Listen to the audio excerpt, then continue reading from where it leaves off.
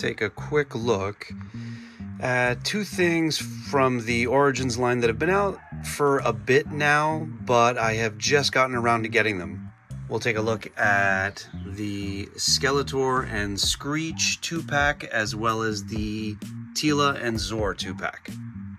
I have just recently gotten around to getting these two, not because they were, particularly hard to find when they came out. Or maybe they were, I don't know. I don't really know. I actually just got around to getting them because, well, for two reasons. The first being that both Screech and Zoar were two of the most disposable, uninteresting toys from the original MOTU line that I had when I was a kid. Yes, I played with them both, but they were nothing that excited me to any extent when I was younger. So when I heard that they were coming out for the Origins line, I wasn't super excited about it. In fact, I told myself those were things that I absolutely did not need to add to my Origins collection. But given some time and some of the things that have happened along the way as the Origin line has evolved and disappointed, both of these 2-packs became some of the most highly sought after things on my list. The main reason why I really wanted them, I'll explain once I get them out of the pack. But anyway, so here they both are in kind of nice window boxes, larger boxes, because they both come with a really kind of pointless, nothing version of Teela and Skeletor. I'm never gonna completely scoff at another iteration of Skeletor, but I'm not super excited about either of these figures. But the artwork is really nice on both of them. The back of the boxes showcase the gimmick, which is exactly the gimmick that the vintage Zoar and Screech had. The little trigger on the back of one of their legs making the wings flap. And once we get all the accessories out, I'm pretty sure this is accurate, that the kind of the headpiece and the armor and everything and the perch, all of it is exactly what we got with the vintage Screech and Zoar back in the day. All right, so that's about it for the boxes. Let's get them out and see what they're all about.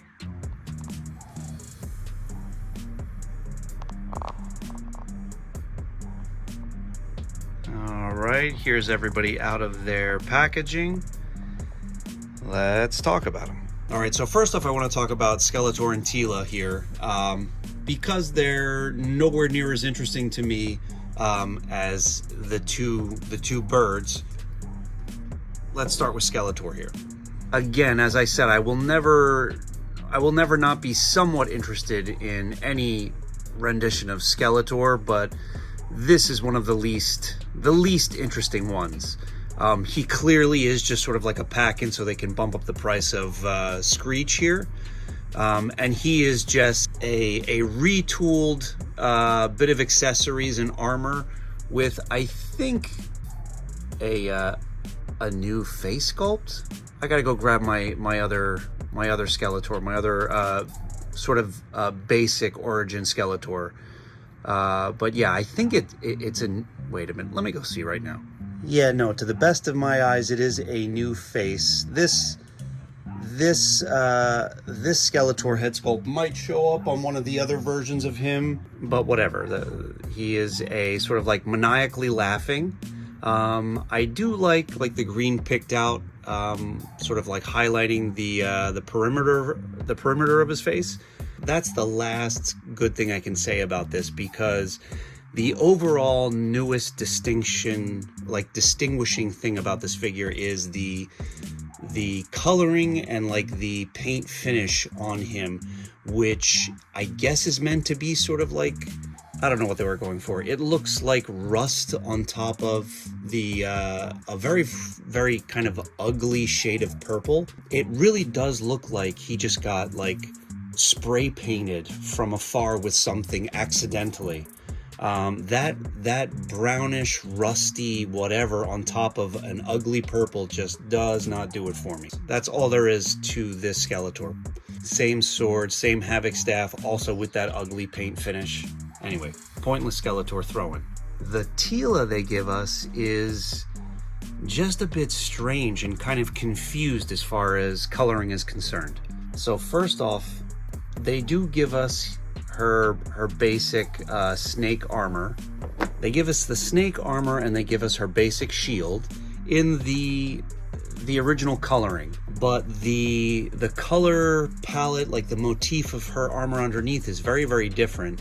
It's a bright yellow with kind of like a metallic finish in parts.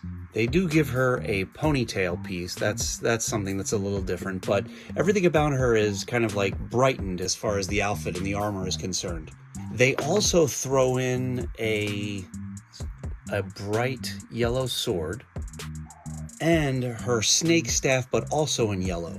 And I just don't quite get this color combination. It just seems like they knew they had to give us something a little different to justify this figure's existence, but it's like very, very low effort.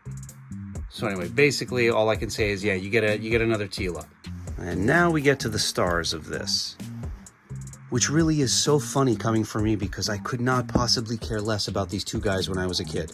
But I have completely changed my tune when it comes to them in the Origins line. I'm gonna alternate going back and forth because again, they're basically the same toy, just different colors. They both come with the same exact perches that we used to get with these guys back in the day. Zoar's perch is a little bit shinier as far as the plastic base is concerned, but really are the same exact pieces. Well, let's be thorough here. Here are the original guys. Same perches. The main perch piece is exactly the same.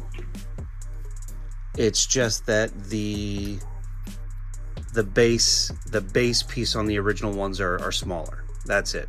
Moving on to the armor headpiece bit. Also basically the same thing. Maybe slightly, more than anything, just kind of resized. That tail fin on the back, the armor piece is a different size, but more or less exactly the same piece. Obviously, very, very different qualities in the materials. This is unmistakably new and a little bit more malleable and cheaper than the stuff we got back in the day.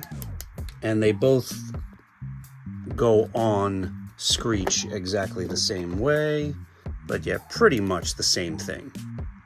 There is a clip on this, so this swings open, but on the new one it's kind of stuck, and there's no real need to undo it because again, everything gives a little bit more, so it's easier to slip on and off the Origin Screech as opposed to the vintage one.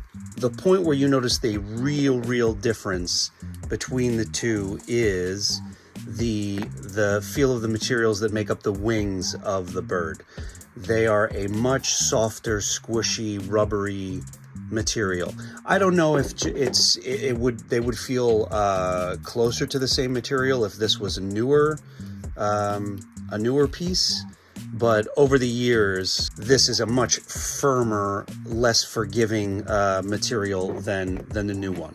They both have the lever or the trigger, whatever you want to call it, in the same spot, and they both do the same thing. My vintage Screech is really falling apart now that I'm noticing. That's my vintage guy going, and here's the new Screech. But beyond the feel of them, and maybe a little bit of like the vibrantness of the coloring, they are identical. And basically everything I just said about Screech, you can say for Zoar. All the same similarities and all the same differences. Color differences very, very, very apparent.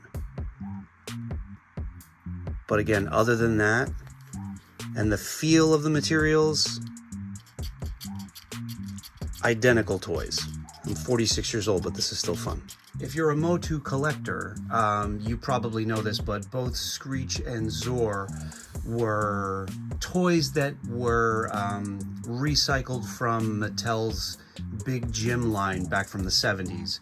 much like where they got, or exactly like where they got Battle Cat from. Zoar obviously is a character that over the years has become much more important to the storyline and mythology of Masters of the Universe, as Filmation basically made the sorceress's alternate form Zoar. She was able to turn into this guy right here. So that's basically the backstory, the history of these toys. The one thing I want to say is that with all the false starts and disappointments that the Origins line has given us over the years, they started off so strongly, giving us a lot of the figures from the original line, and we were all really psyched to get updated but very respectable versions of characters that we loved back from the original line. Then they started shying away from that and giving us shameless retools of things. They went way too hard in with the Snake Men, which I almost completely swore off collecting for the Origins line because of that. I was just getting so sick and tired of Snake Men. And besides that, some of the characters, well, a lot of the characters, frankly, that they were giving us that were updates of toys we loved from the original line with really interesting gimmicks, like Mechanex's gimmick, like Ratlore, Cobra Khan, guys like that. Mattel cheapened out and got rid of all those gimmicks and just really didn't do any of those original toys justice. So there's been a lot of disappointments, is the word I keep coming back to with this line. In the face of all that, these two guys became figures that I really wanted to get my hands on, because they are the closest thing to legitimate, honest reissues of the original toys. These are exactly the same molds of the Zoar and Screech figures we got back in the day, and that actually makes them really special, considering the landscape of this toy line cutting so many corners. It was really refreshing to know that some of the additions to the Origins line were not updated or changed at all. I kind of really took solace in that these are, for lack of a better term, these are reissues of what we got back in the day. And that, to me, at this point, as a MOTU collector in 2025, is a wonderful thing. Even if we have to put up with these kind of things being thrown in with them. And that is just a quick look at Screech and Zoar from the Masters of the Universe Origins line, along with some Skeletor and some Teela.